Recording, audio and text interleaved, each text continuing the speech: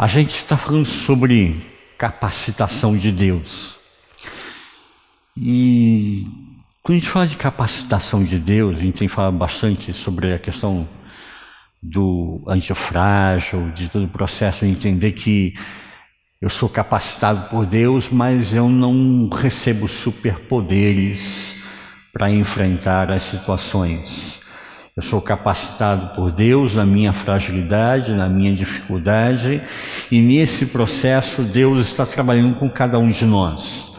Outra coisa que fica muito claro nesse processo da capacitação de Deus é que eu não estou imune às dificuldades do dia a dia. Isso tem que ficar muito claro, porque hoje em dia parece que eu recebo uma capacitação de Deus e eu vou ficar imune às dificuldades do dia a dia. É uma teoria, uma teologia muito eufórica, uma teologia muito positivista, a gente diria nesse momento. E muitas pessoas, por causa disso, estão se machucando e se afastando, inclusive, de Deus, como se Deus fosse o culpado, que Ele deveria impedir uma série de coisas acontecer comigo e com você. Essa mensagem de hoje, eu queria que você guardasse isso com muita clareza no coração. Tenho certeza que ela vai edificar a sua vida, mas você se comprometesse a levar essa mensagem para outra pessoa. A outra pessoa ouvir essa mensagem e também ser alcançada por essa mesma ideia. E como ponto maior dessa mensagem hoje, eu queria falar sobre a vida do pai de Abrão, Terá. Por muitos anos, a cidade colocada aqui em Gênesis 11, Ur dos Caldeus, foi considerada como uma fábula, como se não tivesse existido. Muita gente falava, os historiadores chegaram a falar, isso foi um nome fictício que inventaram, nunca existiu o Ur dos Caldeus. Em 1930, em escavações arqueológicas, descobriram uma cidade, começaram a descobrir que cidade é essa, e pelas próprias circunstâncias e colocações da cerâmica, do que eles estavam enxergando, eles descobriram, é a Ur dos Caldeus. É a cidade de onde Abraão saiu e começa toda a história do povo de Israel. Israel começa com Abrão. Mas, na verdade, a história mesmo não começa com Abrão. Começa com Terá, o pai de Abrão. A gente lendo o texto de Gênesis 11, a partir do versículo 28, a gente começa a perceber que Terá teve 3 filhos. Teve Abrão, teve Naor e teve Harã. A gente não sabe porquê, mas o texto diz que Harã talvez fosse um filho querido de Terá, morreu. Harã já tinha 3 filhos. Ele deixa dos seus filhos uma mulher Milca, Ló, que acompanha Abrão por toda essa jornada, e a gente tem toda uma história de Ló e Abrão nessa caminhada da bênção de Deus, até chegar a Sodoma e Gomorra, que ele vai se abrigar em Sodoma e Gomorra, Ló, e Isca. E o texto diz que Harã, não se sabe por que, morreu. E nesse contexto de dor, de dificuldade, de fragilidade, o texto diz que Terá sentiu o chamado de sair de Ur dos Caldeus e ir para Canaã, a terra prometida. Ur dos Caldeus, nesse contexto, quando a gente começa a olhar na arqueologia, então, eles acabaram comprovando que Ur dos Caldeus era uma cidade importante, era uma cidade de grande porte, tinha arquedutos, tinha água encanada, alguma coisa assim que se podia dizer, né? Não como a gente entende hoje, lógico, né? Mas tinha todo um sistema básico de saneamento, alguma coisa assim, ou seja, uma cidade desenvolvida. E nesse contexto, Terá recebe o chamado para sair de Ur dos Caldeus para uma terra que ninguém sabia, para o invisível, para Canaã, que ninguém sabia onde era. E ele em busca de um sonho e deixar Ur dos Caldeus. Quando a gente olha para esse texto, lógico que há toda uma questão aqui de fé nesse chamado, a gente não pode esquecer disso, mas não podemos esquecer o lado humano de Terá ter que deixar uma cidade estruturada. Ele certamente está estruturado nesta cidade e vai em busca de uma terra prometida, que Deus fala para ele que é uma terra que emana leite e mel, é uma terra de abundância, de prosperidade, mas ele mesmo não tinha visto essa terra. E talvez o que a gente começa a entender aqui nesse texto, que talvez a morte de Arã, a dor da perda, a dificuldade de perder um filho já casado, com filhos, acabou contribuindo para que Terá realmente então saísse. E ele diz o texto, versículo 28, que morreu Arã, estando seu pai Terá ainda vivo, na terra do seu nascimento, em Ur dos Caldeus. Então Terá sai com toda a família que sobrou, os outros 2 filhos, as 2 noras, os filhos dos seus filhos, e parte em busca de um sonho. E nessa busca de um sonho, eu queria entender um pouco com você essa noite, um pouco sobre isso. Quando Deus capacita a mim e a você, Ele coloca algo internamente em cada um de nós.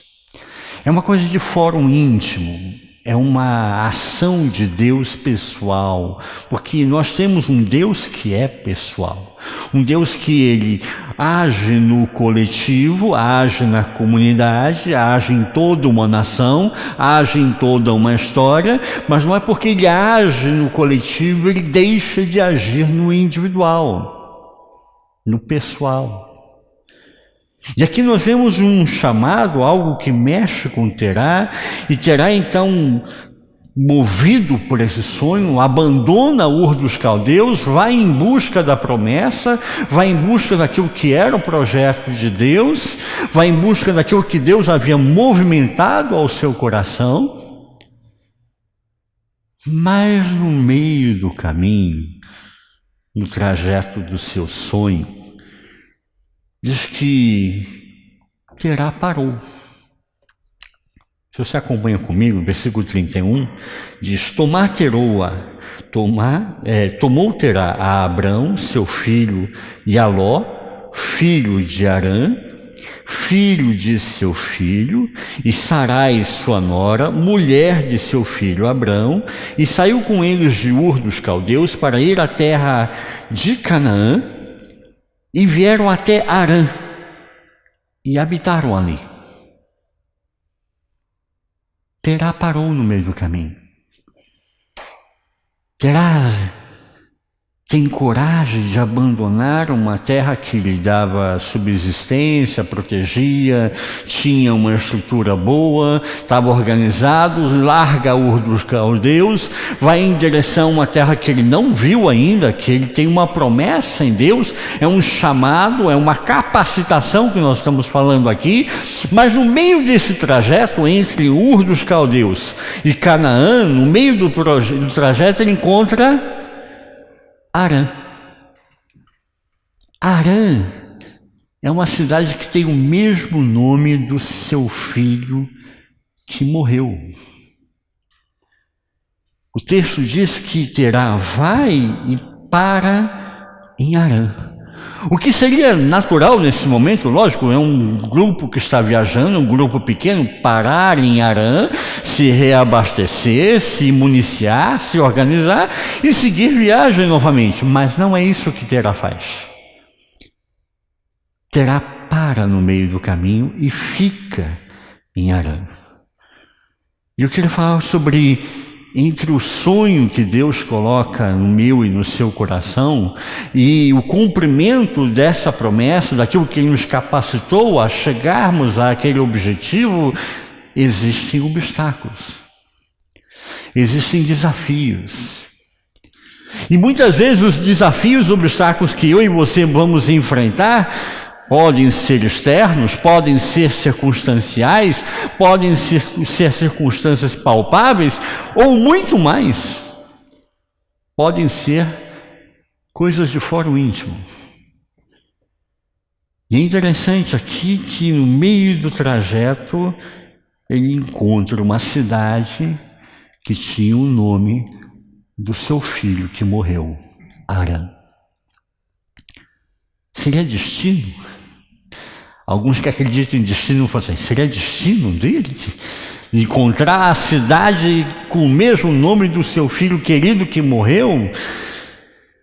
Será que a promessa de Deus era até um certo ponto da viagem e não até o final? Não. Será que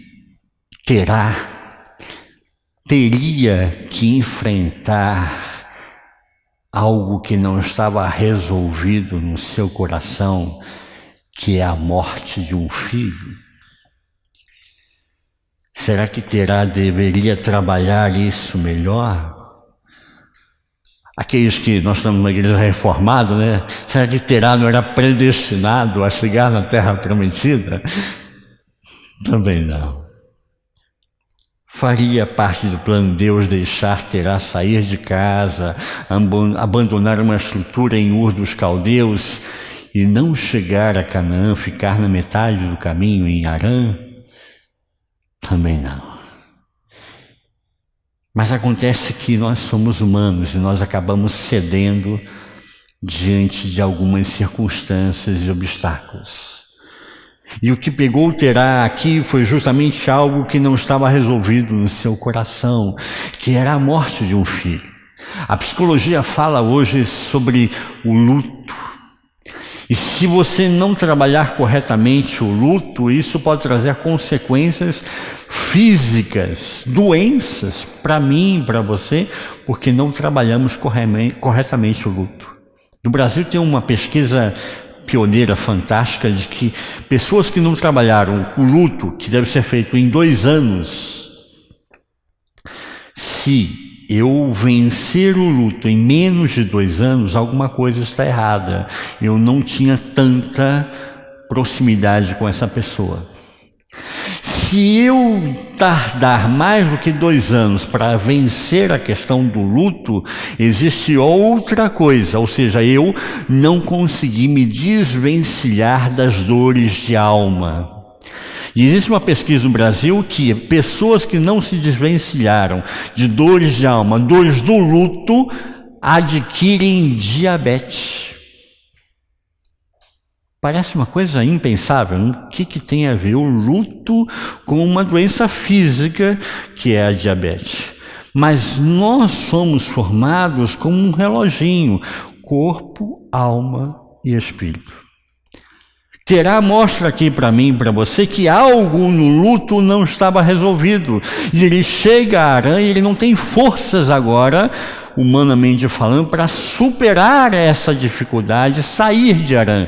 Harã acaba sendo para ele um algoz, para ele um laço, uma amarradura. E assim muitas vezes nós começamos a olhar para Terá e ver muito de nós, que muitas coisas nós começamos a fazer e algo nos amarra, algo nos impede, algo de alguma forma impede a mim e a de você de sairmos de onde nós estamos, recebendo a capacitação de Deus para tal objetivo e não alcançarmos esse objetivo porque no meio do caminho existe um desafio, existe uma amarradura, existe algo que nos impede de continuar a caminhar. Tem um texto, quero que você mantenha esse texto aberto, mas outro texto que a gente deveria ler também, Josué. Estamos falando do texto de Josué. Josué capítulo 24.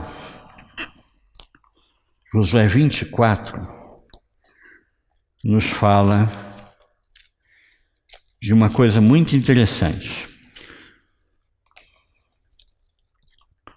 Josué capítulo 24 diz assim: Depois reuniu Josué todas as tribos de Israel em Siquém e chamou os anciãos de Israel, os seus cabeças, os seus juízes, os oficiais, e eles se apresentaram diante de Deus.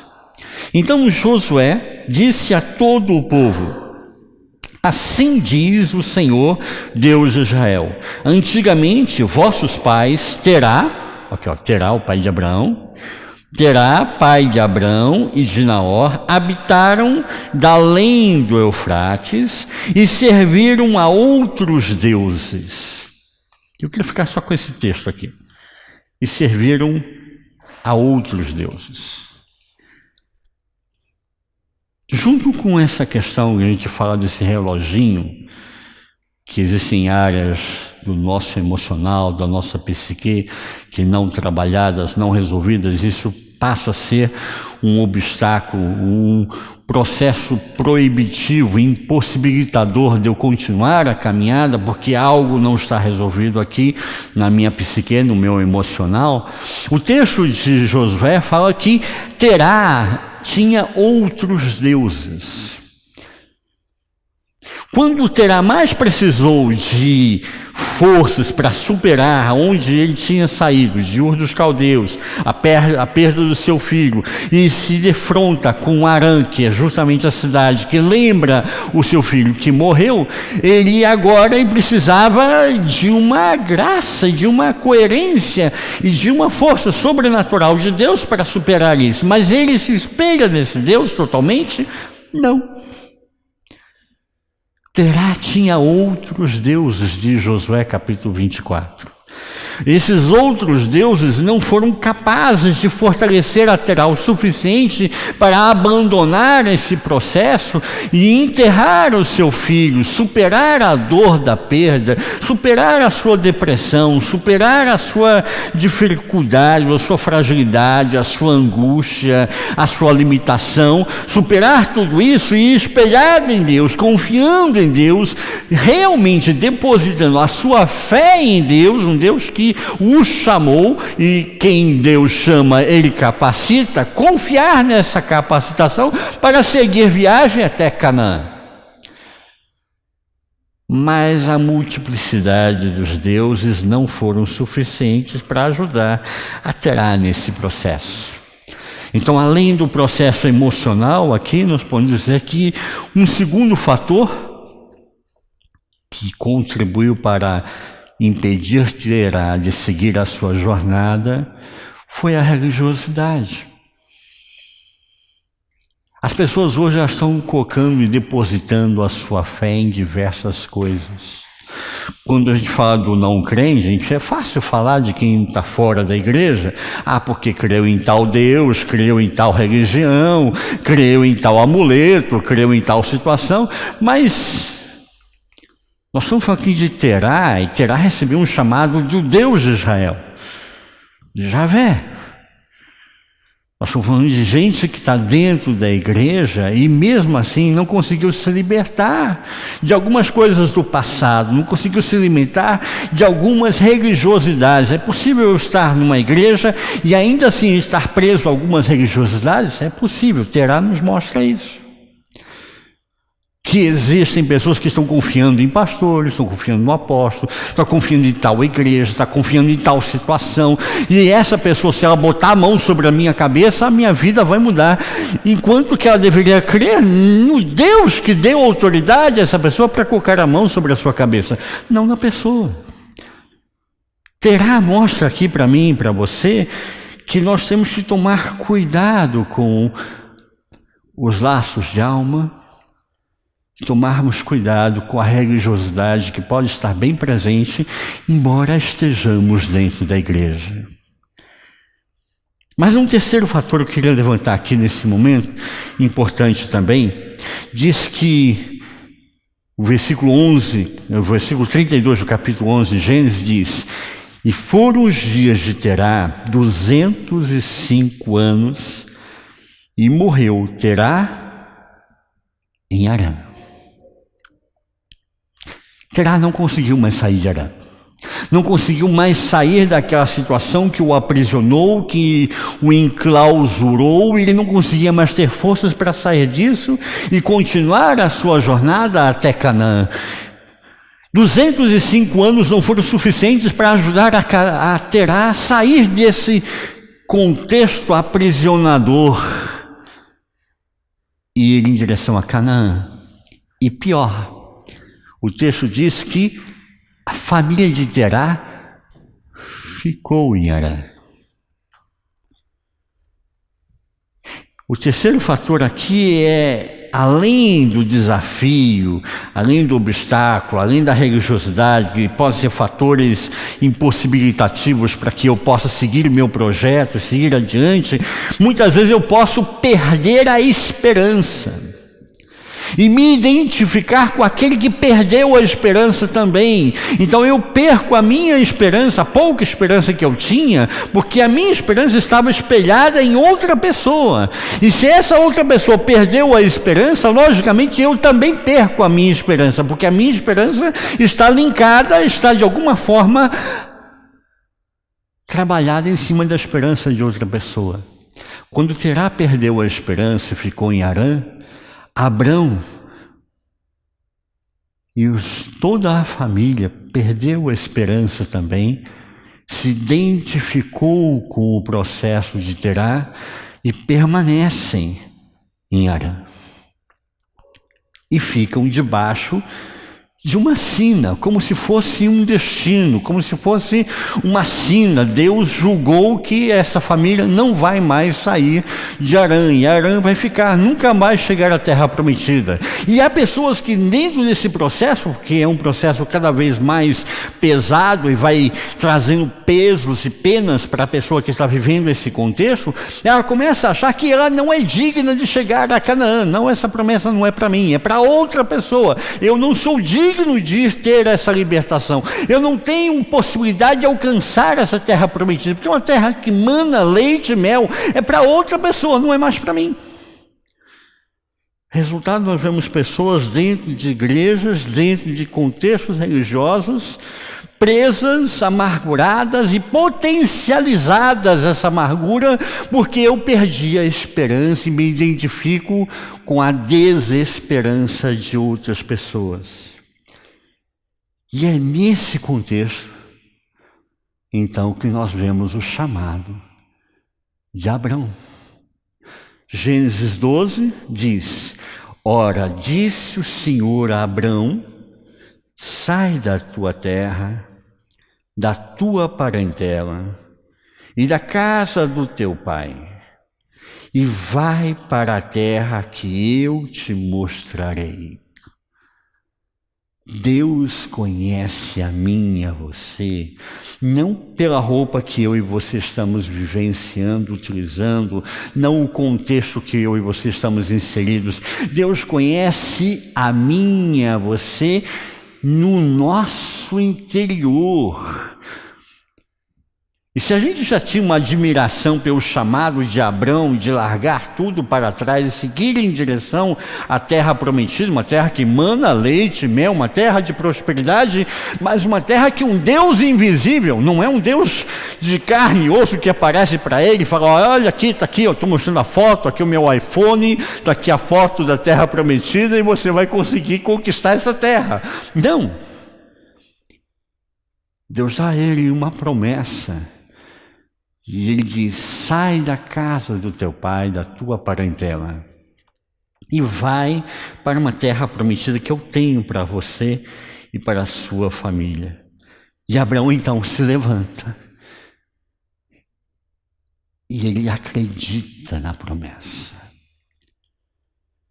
Por isso Abraão é chamado pai da fé para mim e para você.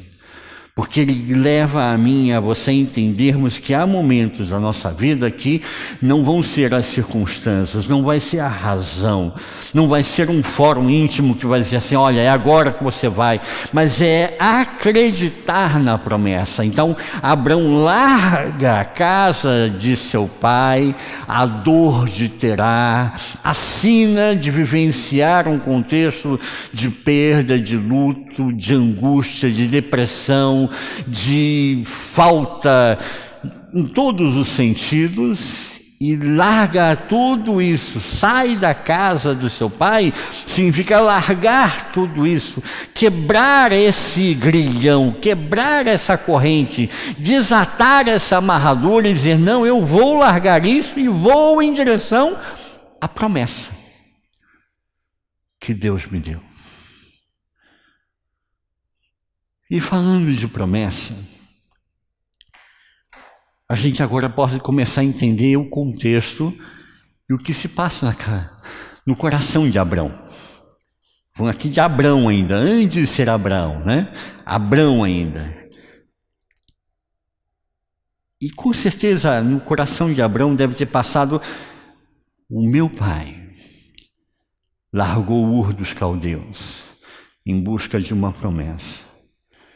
Mas todos os deuses do meu pai não foram suficientes para ajudá-lo a chegar na terra da promessa.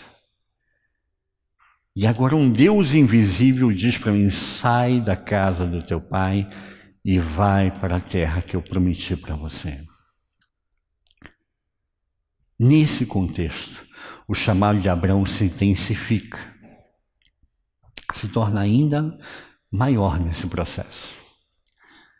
Abraão não está lidando somente com a questão de fé, como Terá teve que vivenciar isso, mas ele tem o pesar e o estigma sobre a vida dele de que Terá, o seu pai, não conseguiu e parou em Harã, e certamente 205 anos se passaram, não é pouco tempo. A gente sempre acha que a circunstância diversa, os problemas que acontecem comigo e com você, tem que passar rápido. E quando eles não passam rápido, a gente começa a se angustiar e aí alguém tem que ser culpado, né? Então eu começo a culpar o vizinho, começo a culpar a igreja, começo a culpar o pastor, começo a culpar a religião, começo a culpar... Alguém tem que ser culpado nesse contexto. E a gente pode imaginar, 205 anos houve tempo suficiente para culpar todo tipo de gente. Mas na verdade Terá não conseguiu romper o laço da dor que o aprisionou. E Abrão então agora é chamado a fazer isso. Romper o seu próprio laço e romper os laços paternos do seu pai, que também acabaram influenciando a vida de Abrão e seus filhos. E esse Deus de promessa, um Deus invisível, Deus dos céus, Criador dos céus, da terra, do mar e de tudo que neles há, ele fala, sai para um lugar que eu já preparei para você. Ele está falando de expansão, ele está falando de uma projeção, ele está falando de algo que ele está dizendo, é concreto e você precisa sair daí de onde você está para alcançar aquilo que eu já tenho preparado para você. E esse é o passo de fé, não é um passo para o escuro, para o invisível, e eu saio abestalhadamente acreditando e faço porque Deus mandou. Não! Há uma promessa concreta aqui, e há um Deus que renova essa aliança de promessa. A promessa que eu dei ao seu pai continua de pé, não tem plano B. É o plano A.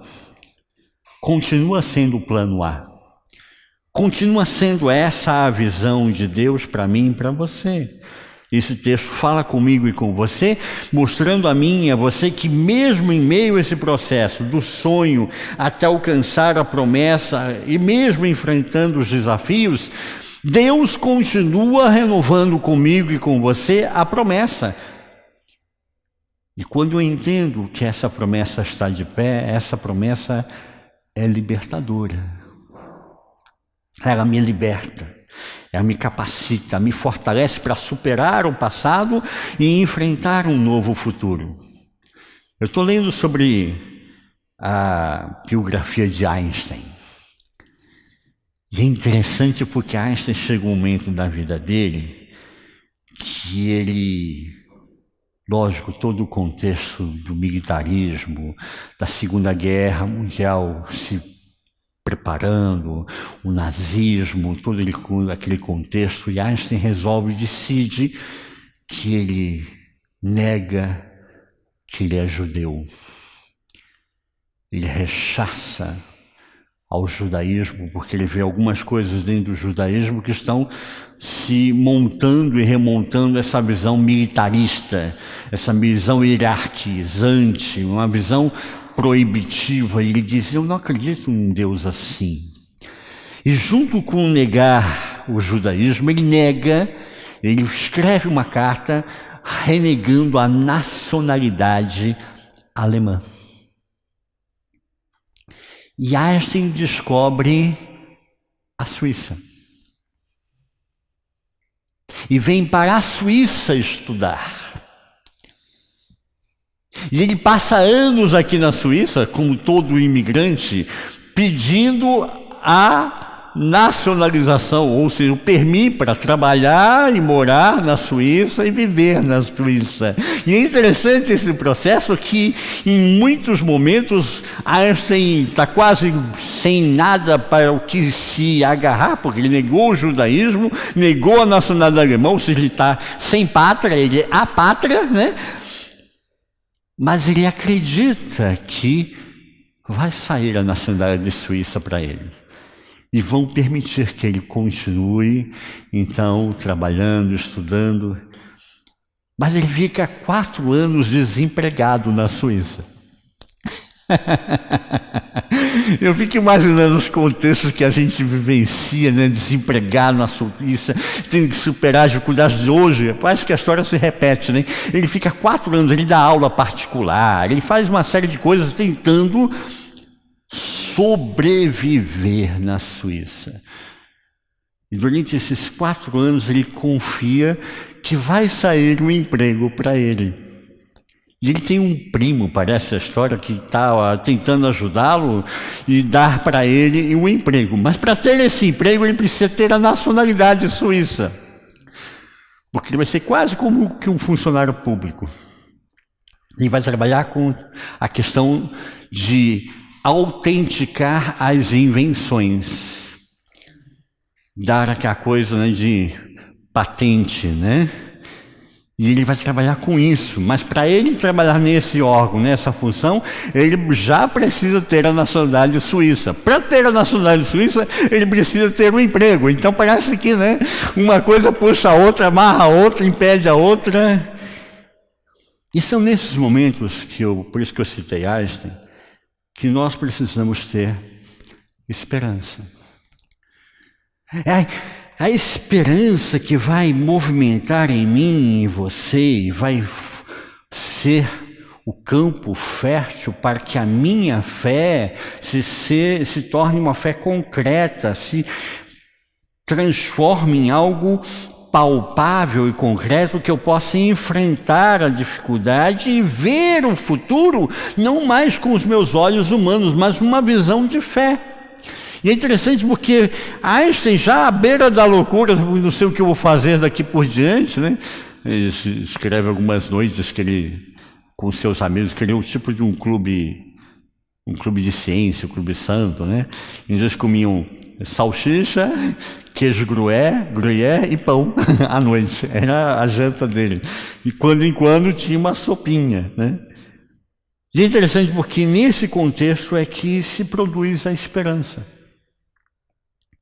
A esperança vem e trabalha em mim e você, levando a mim e a você a nos desprendermos dos laços de alma, daquilo que está tentando nos acorrentar. A esperança nos dá forças para nós nos desprendermos da religiosidade, de confiar que o outro vai dar um emprego, se o outro abençoar a mim, se o outro botar a mão sobre a minha cabeça e orar por mim, então tudo vai mudar. E eu vejo aqui nesse mesmo contexto Abrão tendo que confiar ter esperança em meio à desesperança. E por isso que Abrão depois é elogiado como um homem de Deus. O texto de Tiago, depois mais tarde, capítulo 2, versículo 23, diz: e cumpriu-se a escritura que diz: e creu Abrão em Deus, e foi-lhe isso imputado como justiça, e foi chamado o amigo de Deus. Foi chamado o amigo de Deus. Há momentos que nós achamos que Deus não está conosco, mas Deus não nos abandona em meio ao caos, em meio às situações adversas. Ele continua comigo, porque Ele tem uma promessa comigo e com você. Então eu vejo nesse momento, a gente pode hoje, logicamente olhando para trás, que nesse momento em Harã, Deus falando com Abrão: sai da casa da tua parentela, da casa dos teus pais, larga isso para trás e caminhe em direção ao lugar que eu já preparei para você, a Canaã, a terra prometida que mana leite e mana mel. Eu olho para esse texto e vejo que nós também, como Abrão, temos que fazer muitas vezes esse processo de nos desvencilharmos dos laços de alma, de algumas coisas que eu e você recebemos da nossa educação, recebemos como herança dos nossos pais, recebemos com algumas coisas que a gente acha que são proibitivas, são impeditivas, e nesse processo nós temos que separar. Não! Isso é laço de alma. Isso não está na promessa de Deus, isso não está na palavra, isso não é o projeto de Deus para a minha vida. Há momentos que a gente tem que entender que não é a religiosidade, não é a multiplicidade dos deuses, não é destino, não são os astros, não é sorte, não é azar, é a graça de Deus, é a capacitação de Deus que vai fazer na minha vida diferença. E essa graça, ela tem um histórico. Ele prometeu ao meu pai e ele continua prometendo. Não pare no meio do caminho, continue, porque a promessa continua de pé. Eu tenho uma história a cumprir com você, com a sua família, com os seus descendentes. Portanto, eu vejo nesse texto que Deus nos dá sonhos e nos capacita para a gente alcançar esses sonhos. Mas em meio ao processo nós vamos encontrar desafios, obstáculos, e isso é natural. Não é para nos espantar, nós estamos num mundo que é real. Em meio ao processo, nós temos que tomar cuidado para não ceder às religiosidades do passado, às religiosidades de contextos que nós estamos inseridos. Em meio a esse contexto, nós temos que tomar cuidado para não nos identificarmos com a desesperança, para não pararmos no meio do caminho. Em meio a esse contexto, nós temos que acreditar no Deus de promessa. E junto com a promessa, Ele nos traz a libertação. E essa libertação nos dá uma nova esperança, nos dá uma coragem, nos dá uma fé, nos dá sentido de vida. Abraão venceu a paralisia da frustração da sua família porque ele creu. E isso lhe foi imputado como justiça. E aí nós vemos Gênesis 12, ora, o Senhor disse a Abrão: sai-te da tua terra, da tua parentela, da casa do teu pai, para a terra que eu te mostrarei. E far-te-ei uma grande nação. É só Abrão ainda, mas há uma promessa. E abençoar-te-ei, e engrandecerei o teu nome. Há uma bênção de Deus preparada para Abrão, mas Abrão ainda está tendo que sair de Harã. E tu serás uma bênção. E abençoarei os que te abençoarem, e amaldiçoarei os que te amaldiçoarem. E em ti serão benditas todas as famílias da terra. E Abrão tinha uma esposa que é estéril, Sarai. Mas em todo esse contexto, Abrão creu. Diz o versículo 4, assim partiu Abrão, como o Senhor lhe tinha dito. E foi Ló com ele.